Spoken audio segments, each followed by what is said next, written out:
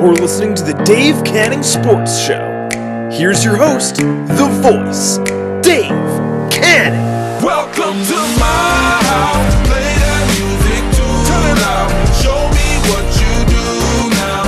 We don't have to go out. That is right, ladies and gentlemen. Welcome back to another episode of the Dave Canning Sports Show. We are here live on my former alma mater's campus, Walter Panas High School. With me, my guest today, the head varsity basketball coach of Walter Panas' girls basketball program, who are now county center bound for the first time in 14 years. Please welcome my guest at this time, Mr. Matt Evangelista. Coach, thank you for coming on the show. My pleasure. Ignore my handshake like that. Sorry about that. Thank you for dressing up for the show, too. In the very first episode, I stated that now that I film these things, I have to actually care about my appearance. So it's, you're a teacher, I was a student, and here we are. I mean, granted, I'm wearing jeans, but you can't see, well, actually, darn, you can't see that under the desk. So Panas going back to the county center for the first time in, what would we say, 14 years. As the coach, when you got here, when you took over the varsity girls program, because you coached JV boys in the past, you coached varsity boys, but when you came in and you coached the girls varsity team, let's be honest, the program was not that good, to be honest. Yeah, I think they had won 2 games or 3 games, something along those lines, the year before I took over. And then our first year, we had a nice year. We went right around 500. So the girls had grown up and matured a little bit. I had a few seniors, but then we graduated those girls, and then we kind of went backwards a little bit. But then from that point forward, it's kind of been a building process until I got this group of girls. And to see where it's come now, you go from a program that won 2 games, as you said, to now going to the county center. What does that mean to you as somebody who's been with Panas for, almost 20 years? Yeah, 1999 I started, September 1st, 1999, so that's a long time ago. I'm getting old. We won't ask your age, I promise. Thank you, appreciate that. So last night, minute to go, Harrison starts putting up some big threes. Avery LaBarbera, possibly the best player we've seen all season. Definitely the best player we've played against. Yeah, definitely. What's going through your head with a minute to go? It was funny. I think we hit a couple threes to get it to 14 with 2 minutes left. And then I was starting to feel a little bit comfortable. And then I think they came down and hit 3 threes in a row because it got to 5. So I was like, oh my goodness, this is, it was getting really tight. So I definitely was nervous, just tried to be positive with the girls and just, not get on them, obviously, because they're stressed enough as it is without me adding to it. Absolutely. Now, I read online, thanks to Matt Evangelista, that this is obviously Panas' first time since 2003. Tappan Zee went in 2015. But for Eastchester, who you're going to play next Thursday, 4:45 at the County Center, be there, along with Somers, who's going to play Tappan Zee. Those 2 schools have never been there. Do you think there's any veteran knowledge, experience that goes into this at this point? It's an interesting question. I know that Somers, for example, played in the Slam Dunk over Christmas, so they did play in the county center a couple of times, so that may give them even an advantage because the fact that we were there in 2003, these girls were, some of them probably weren't even born yet. Kristen Sanguina just turned 14, so, they don't have experience there. So I think kind of all the programs are in the same boat, although I think Tappan Zee's been there much more recently, obviously, in the last couple of years. Yeah, just to go into perspective how long it's been since Panas has been in the county center. I was a freshman in this classroom. It was Coach Sullivan's classroom at the time. Yep. Or no, actually, we were down the hall a little bit. A little bit. I was trying to stay academically eligible so he could be my tennis coach. Kyle Pierce, the assistant boys basketball coach, was the quarterback here. Lawrence Paragon, arguably the greatest player in program history for basketball, who's playing overseas now, was a freshman on the freshman team. And our all-time scoring leader for the basketball program, Daniel Hood, was a junior. And so that just shows you how far back, it's been a while. 14 years is a lot. You were single. You didn't. Now you're married. Have 2 kids. Yeah, that is very true. My life's definitely changed a bunch in that time. But I'm still here at Panas, and I wouldn't want to be anywhere else. I love it. Now, this without a doubt is probably going to be one of the best teams you've ever coached. Now, what do you as a coach consider a quality, a successful season? Is it a gold ball? Is it just getting to the county center, 500 or better record? I mean, I think realistically, as a coach, you have to look at your team and you have to say, what would be a good season for this group.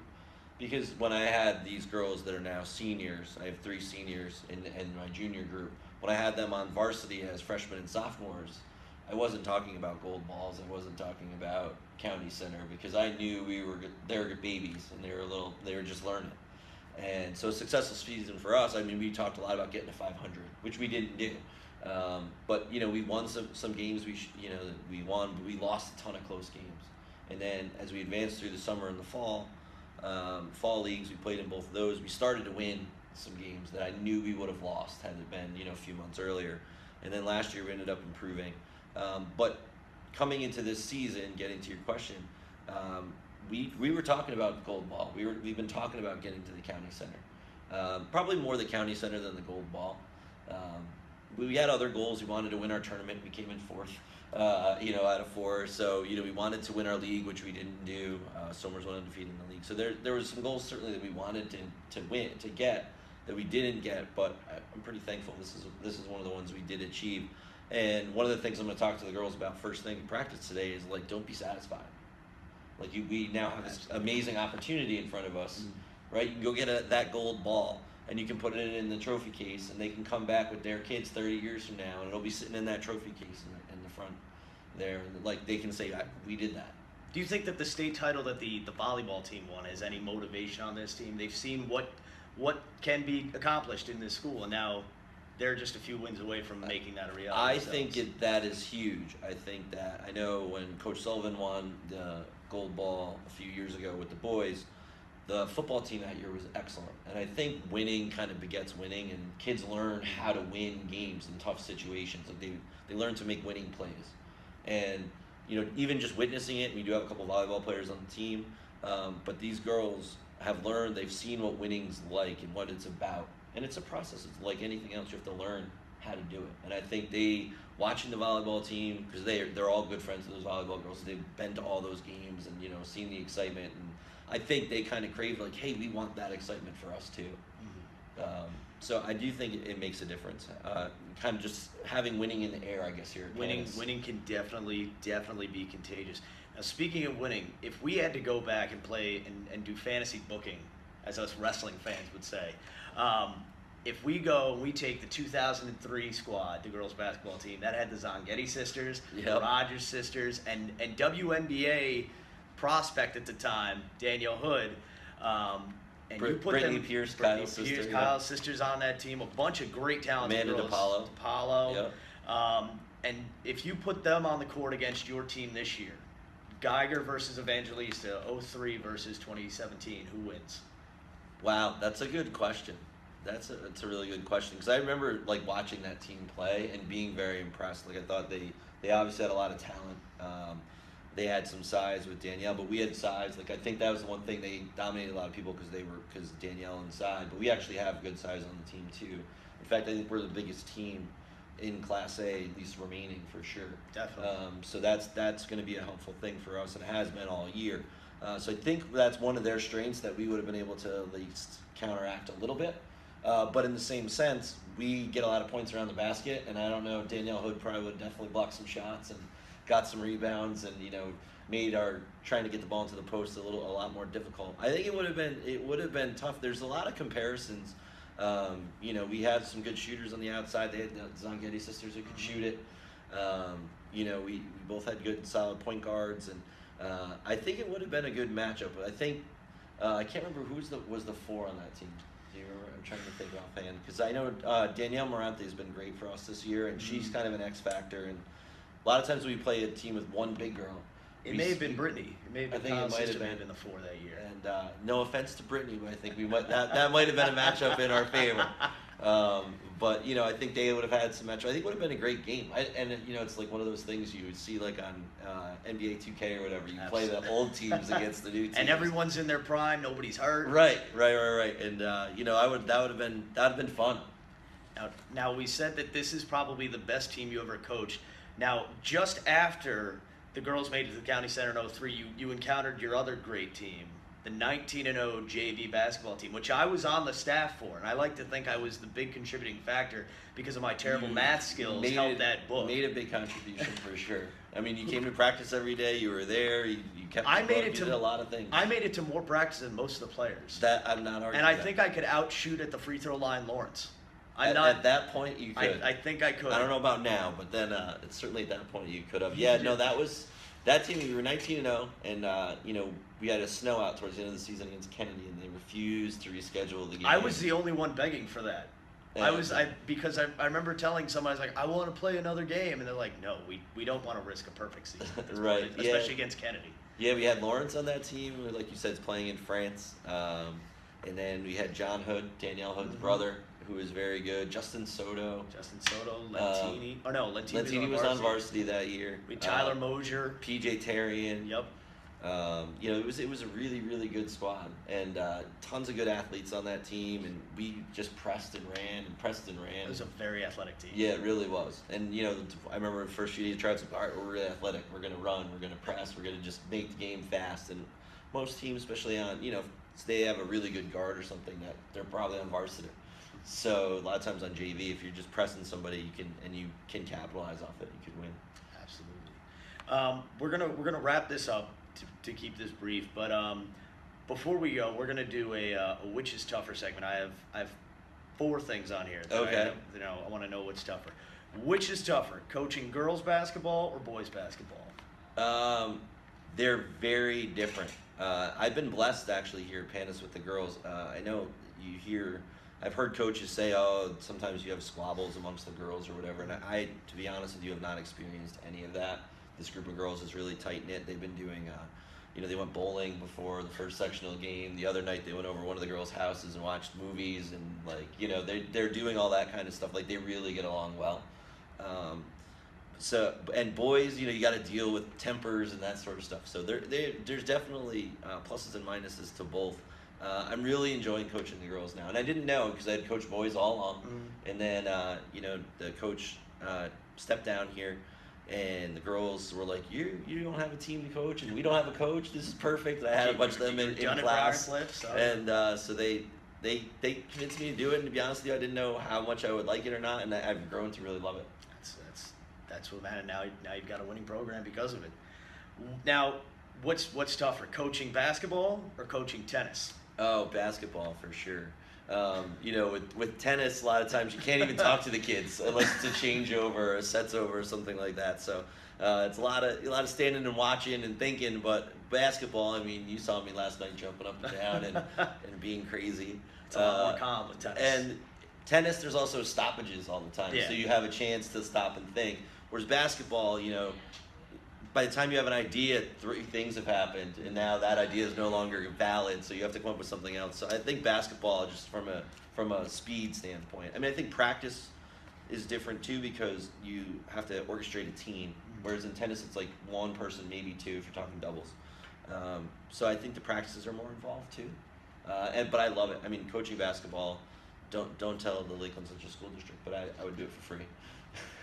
I would do my job for free too, but that's the glory of being good at what you do. Yeah. Thank you. What is tougher, coaching or teaching?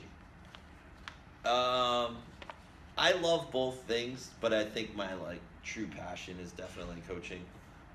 You get to know the kids so much better. You can really develop relationships. Like, those girls were crying like tears of joy last night, and they're giving me hugs and they're saying thanks, coach, and even when I was talking to the girls after the team, and I guess it's on video, so I won't be able to deny this later, but I was getting a little choked up. It's been a long road with these girls, and I mean that. I don't mean that in a bad way. I mean that in a good way. But the fact that all the work that they did and all the work we did together ended up in something like this is really cool. Absolutely. Now, last tougher question. What's tougher? Coaching me in tennis or anyone else you've ever had to deal with? You were very coachable. And you're a great kid, and I loved having you on the team. And I'll never forget that. Hopefully, I needed a lot of coaching. He did. The announcement was no prior experience required. I had a tennis We racket. were short on numbers. I was ready to show up with the old John McEnroe wooden racket. My mom said, no, use this one. Yep. And I had a real tennis racket lying around because that would have been great showing up with that. That would have been a classic story. Last question. Do you think you're going to go into the Hall of Fame now? Do you think you've punched your ticket? You know, I don't even think about it, to be honest. I mean, I do. It's funny when we do dribbling drills. So they're not looking at the ball. I'll ask them questions like, who made it to the Hall of Fame in 2007? Who's the all-time leading scorer of Panas? So when they're doing dribbling drills, they have to be looking at other things. So we do look at the Hall of Fame and stuff like that. And but I don't know. I've never thought about it for myself. I mean, I coached 5 years at another school, and we did really well. But like that obviously didn't help me get into the Panas. If we do it as a baseball, we'll put a Panas hat on you in the Hall of Fame. And that would be great. I mean, think of it. You've now coached the girls to a sectional or the semifinals, the county center. Yep. You've coached a 19-0 basketball. Led 2 tennis teams as academic scholar athletes. I don't know how the heck that was possible with that group of knuckleheads we had on that team. True. That included me.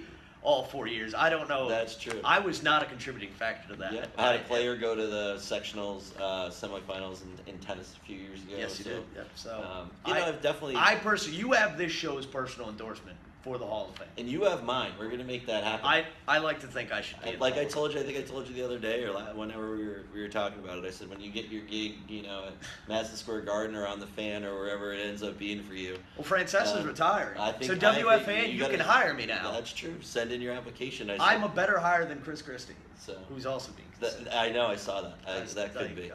But we'll put you up as soon as your time is done here. I personally think it'd be cool to be the first ever active member of the Hall of Fame. I don't know if there's set rules or there's some rules, but come on, rules are made to be broken. So what do we put under your name? That's my question. I was thinking about this last night. Like it says, under Danielle Hood, it says basketball, volleyball. We put tennis, obviously, basketball, and just put every sport under. What do we put? I think maybe we just put The Voice. Exactly, public address announcer. Yeah. Because it's not the tennis acumen that's going to get me in. No. Although I am technically the school's all-time leader in aces. No one else kept track of their stats but me. Show me the proof, and I'll take the record away. I'll give it to somebody else. As of now, you are the legitimate holder. Exactly. Which put me in the Hall of Fame. There you go. You can be on there. Same way T.O. should be in the Hall of Fame, I should be in the Hall of Fame. I'm just saying. I agree with you on that too. But that is going to about do it for this episode of the Dave Canning Sports Show. Don't forget, you can listen to all the past audio episodes. You can go to blogtalkradio.com/Dave See The Voice. You can find me all over social media, facebook.com/Dave See The Voice. Twitter @Dave See The Voice. Do you want to drop your Twitter handle, even though you never tweet? I never tweet. Okay. I just stalk. Exactly. You and He's all the on sports Twitter reporters. to watch what the kids are doing. So kids, your teachers are watching you on social media. It's that and follow. I can follow all the sports reporters and what you're writing because you always post what the scores are of the Panas games. And of course, I care about that. That and my picks for WrestleMania. So you get that. I do see those occasionally too. That sort of stuff. But this in 1 week, Thursday. 4:45 against Eastchester. It's the semifinals, Class A, Section 1 girls basketball tournament. Coach, we wish you the best of luck, and maybe we can make another run and get a second gold ball in that case. That sounds great to me. That would be great. Thank you for being on the show. Yep, my pleasure. That is it for this episode of the Dave Canning Sports Show. I am Dave Canning alongside Coach Matt Evangelista, reminding you to tell your mother you love her every day because, like Kevin Durant said, Mom, you're the real MVP. Good night, everyone, and God bless America. Welcome to my house, baby.